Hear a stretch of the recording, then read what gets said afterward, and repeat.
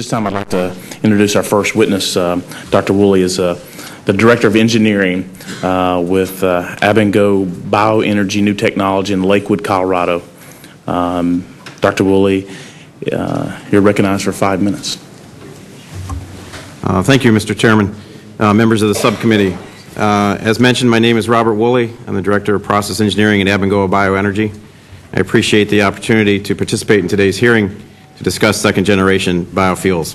After briefly introducing my company, I'll focus my remarks on some of the challenges facing second-generation or cellulosic ethanol. First, I would like to say that Abengoa Bioenergy is committed to renewable fuels industry. Our corporate leadership believes the existing energy model based on fossil sources is showing clear signs of exhaustion, as we've heard from the distinguished people already. Because of that, our company will have invested almost $500 million in research to advance cellulosic ethanol and signed an agreement with the City of Phoenix to provide them with greenhouse gas-free solar power, extending the 30% investment tax credit for solar, as the House has done, is very important to our parent company. Personally, I've spent the last 12 years developing and engineering cellulose to the cellulose to ethanol process, first as the Biofuels Technology Manager at the National Renewable Energy Lab, then as the Biomass Technology Development Leader at Cargill's NatureWorks, and now at Abengoa Bioenergy.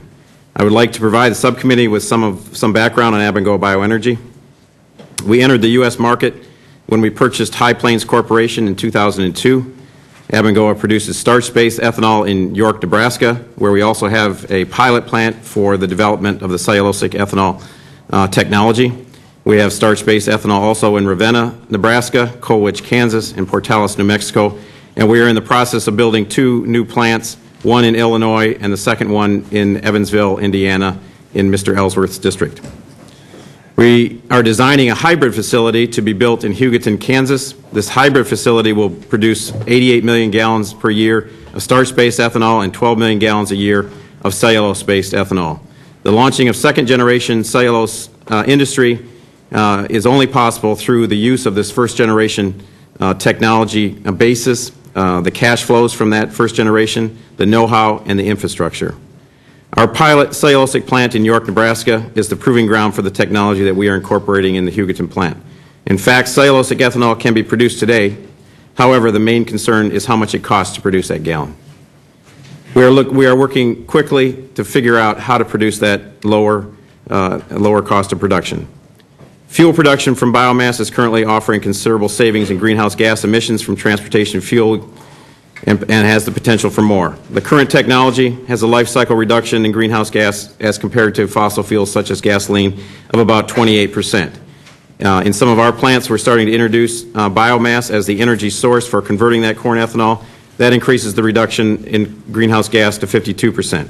By using cellulose as the feedstock rather than corn to make the ethanol, we can reduce the greenhouse gas by 90% compared to gasoline. What are the barriers to the cost of production? First, the rapid increase in the price of feedstocks has caused banks and Wall Street to be concerned over the profitability of the industry. Financing for new ethanol-based plants is difficult to obtain and nearly impossible for new unproven technology such as the cellulose ethanol. To obtain a financing package, financial institutions will require the cellulose industry to line up long-term contracts with feedstock suppliers. Feedstock collection, harvesting, storage, and transportation will be significant challenges to the industry we will have to address. As an example, in this plant in Hugoton, Kansas, we will be requiring 700 to 1,100 tons of biomass daily to operate the cellulosic ethanol and the steam facility to supply steam to both plants. We also need 900 bushels a day of corn to operate the starch facility.